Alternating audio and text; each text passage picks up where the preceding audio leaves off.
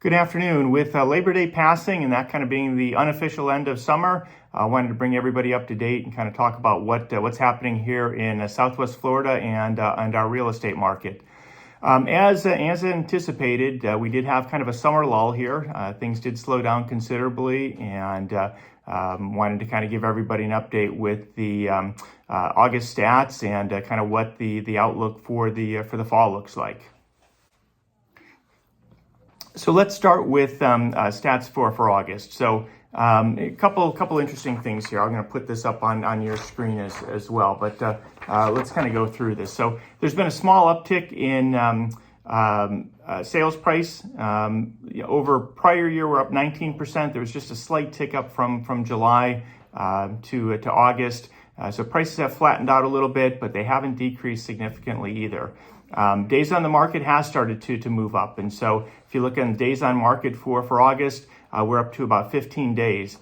So if you look at this historically, if I told you you'd be able to sell your house in 15 days without the exception of the past 12 months here, that's still a great time frame to be able to sell. And then again, that's median days and prices, again, 19% up from the prior year. The next stat then, and again, I'll put this up on the screen here for you. The selling price to the original price. And so right now we're selling at about 97% of the asking price. So if you're listed your house for $1 million, you'd probably sell it for somewhere around $970,000. So just kind of a rough ballpark there. We have left the seller's market. We're definitely no longer in a seller's market. Right now we have about 5 months of inventory on hand, anywhere in that 4 months to 6 months of inventory. That is a more of a neutral market. So that's where we stand again at the end of August. One of the stats that's caught my interest quite a bit over the last couple months here, in Cape Coral, homes over $1 million. And again, this will be up on your screen here shortly. We've got 245 homes over $1 million in Cape Coral currently. And that's a 205% increase from this time last year.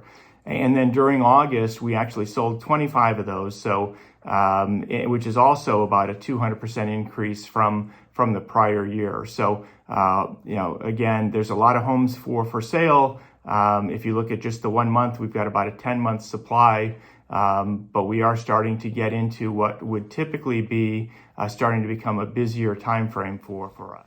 So how about some intangibles? And so, as many of you know, I am building a house right now. I'm about 2 years into this. I talk to my builder every week, and I've asked him several times in the last couple months, has your business slowed? Did they experience the summer lull? And every time I've talked to Brian, he's like, nope, we are still as busy as we were, a year and a half ago. And so any of the builders right now are still quoting two years to build down here. So from start to finish with permitting and design and the actual build process. So if you are planning on building it, you are looking at about 2 years.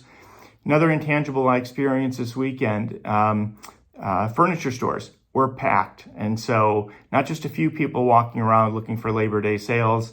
Every store we walked into was full. So there are still people moving down here. And I think once we get a cold snap up north, I know we're a little bit a ways from that here in the early months of September, early days of September. But I think once that happens, we are going to start seeing activity again. Maybe not as crazy as it was this past year, but there are still people that would still want to move down here that haven't had the opportunity to get down here yet. So the outlook for fall, buyers are still ultra cautious, and so things need to be priced really well to entice them to make that move now. One of the nationwide issues is deals falling apart, and so we're probably in the 15 to 20% range of people backing out of deals, which isn't that uncommon down here. So it does happen. Probably happens here more than a lot of areas, just because a lot of our buyers are out of town buyers. So what's going to happen this fall? Obviously, I don't have a crystal ball, but I do think demand's going to be there. I think inventory will start to continue to tick up. I think buyers will continue to start crawling out of the woodwork here too. So I think it's going to be a fairly decent season for us, starting with the fall. One of the other unknowns is the election cycle, and so that typically slows us down, at least until we figure out which half of the country is going to be upset for the next couple of years here. So, but all the dynamics for the Florida marketplace are still strong. Knock on wood, it has been a extremely quiet year for hurricanes. I think I'd mentioned back in late spring, early summer, that would be one of the things that could potentially slow our market. The only negative I see for the market right now is the insurance market. And so right now it is tough to insure roofs that are older than 15 years old. A lot of carriers just aren't doing it. Those that are insuring those are charging exorbitant premiums. And same thing with flood insurance right now. If you can assume a flood policy from the seller, great. Otherwise, you're looking at a pretty high number for that if you are in a floodplain down here in Southwest Florida. So that's it. I think it's going to be a decent fall for us. I'll keep you guys posted and probably bring you an update here in the next 60 to 90 days and kind of let you know how this all panned out.